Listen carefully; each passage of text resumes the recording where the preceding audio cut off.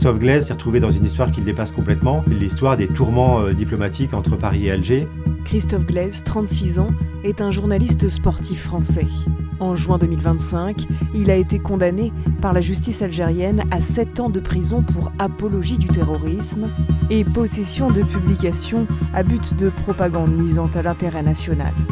Le journaliste, collaborateur des magazines SoFoot et Society, est retenu depuis 19 mois en Algérie, dont 5 en prison.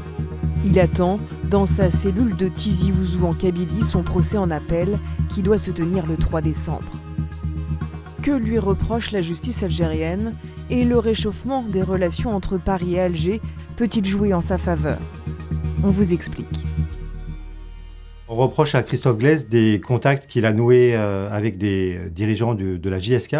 La JSK, c'est la jeunesse sportive de Kabylie, c'est le club de foot de Tizi Ouzou, c'est un des plus grands clubs de foot algériens d'ailleurs. Et il se trouve que certains de ces dirigeants sont aussi des responsables du MAC. Le MAC, c'est le mouvement pour l'autodétermination de la Kabylie, c'est un mouvement indépendantiste, sécessionniste. Il a noué ses contacts en 2015 parce qu'il était en Kabylie pour faire une enquête sur la mort dans des conditions assez mystérieuses d'un joueur de foot qui s'appelle Albert Ebossé, qui est un joueur camerounais de la JSK précisément. Et dans le cadre de cette enquête, de retour en France, à Montreuil en l'occurrence, il a rencontré des dirigeants du MAC. Ce qu'il faut savoir, c'est qu'en 2024, le MAC est devenu, de la part des autorités algériennes, une organisation terroriste. Et du coup, quand Christophe Glaise arrive en Kabylie en 2024, assez rapidement, il est arrêté. Il va être placé sous contrôle judiciaire pendant un long moment, dans l'attente d'un procès. Et à l'issue de ce procès, le 29 juin 2025, il est donc condamné en première instance à 7 ans de prison pour apologie du terrorisme et pour avoir œuvré, faire une œuvre de propagande contre l'État algérien.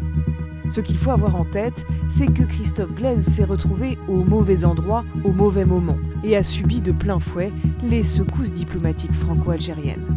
Donc lui arrive en Kabylie en mai 2024 et en juillet, c'est le moment où la France, donc par la voix du président Macron, décide de reconnaître la souveraineté du Maroc sur le Sahara occidental, qui était un contentieux très important entre le Maroc et l'Algérie. Ensuite, le deuxième temps fort, c'est l'arrestation de Boualem Sansal, donc l'écrivain franco-algérien qui avait tenu des propos contestant les frontières algériennes en quelque sorte. Et puis après 2025, la crise ne s'arrête pas, elle rebondit de plus belle avec malheureusement l'attentat de Mulhouse. C'est un ressortissant algérien qui a perpétré cet attentat meurtrier, qui avait été frappé d'OQTF, c'est-à-dire d'obligation de quitter le territoire national, expulsion que lui a été refusée systématiquement à Alger.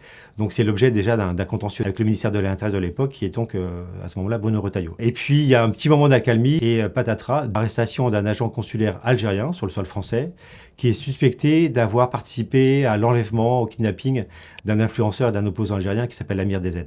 L'Algérie va très rapidement expulser des agents consulaires, la France va faire la même chose, va rappeler son ambassadeur, donc là on est vraiment au pic de la crise.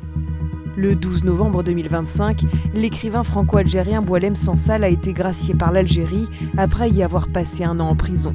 Sa libération peut-elle être vue comme un espoir pour Christophe Glaise ? Ce qui est intéressant de voir aussi, c'est que Boualem Sansal, par exemple, au moment de son premier entretien, a dit lui-même qu'il contrôlait ses mots, qu'il faisait attention à ce qu'il disait et qu'il pensait notamment à des détenus comme Christophe Glaise. L'autre signal qu'il faut quand même rappeler ou noter, c'est que Bruno Retailleau a quitté le gouvernement, qu'on a un ministre de l'Intérieur, maintenant Laurent Nunez, qui a des propos beaucoup plus apaisants, qui n'est pas du tout sur une ligne de frontale face à Alger. Dans ces considérations-là, le premier scénario, c'est celui d'une grâce qui serait accordée à Christophe Glaise comme elle a été accordée à Boualem Sansal.